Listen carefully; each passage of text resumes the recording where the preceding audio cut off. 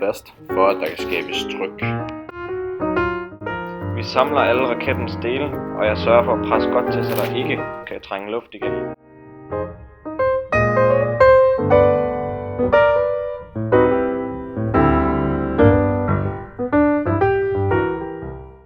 Vi indstiller vinklen, så vi får en god vinkel, vi kan skyde raketten afsted.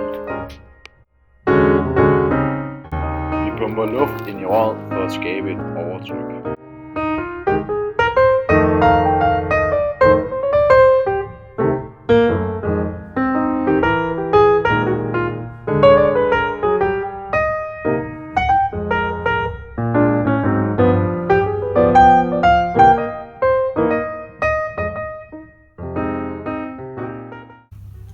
Vi var ude at skyde med luftraketter, og vores første skud det fik vi til 29,14 meter i sekundet, og den beregnede vi ud fra den formel hernede for V0, og vi brugte den formel her til at finde V0-formlen ved at isolere V0.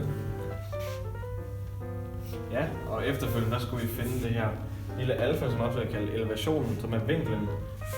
Og nemlig, vi isolerede alfa ud fra den her formel ved at gøre således, og ved at indsætte vores værdier i formlen, så kom vi frem til, at vi skulle bruge en træklods, der havde vinklen ca. 24,36 grader, for at vi kunne ramme inden for vores borg. Vi har været ude og arbejde med noget, der hedder triangulering i matematik i vores ATU.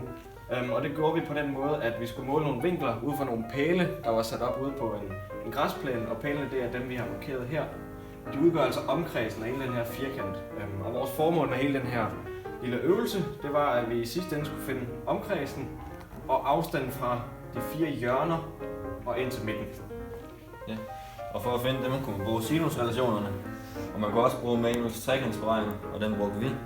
Og vi fik omkredsen til 284 meter, og så fik vi afstanden fra de 4 hjørner og ind til midten til 206 meter. Formlen for elevationen, den fik vi fra fysikken. Vi fik at vide, at vi skulle ramme en borg 60-70 meter ude, og det er her matematikken kommer i spil.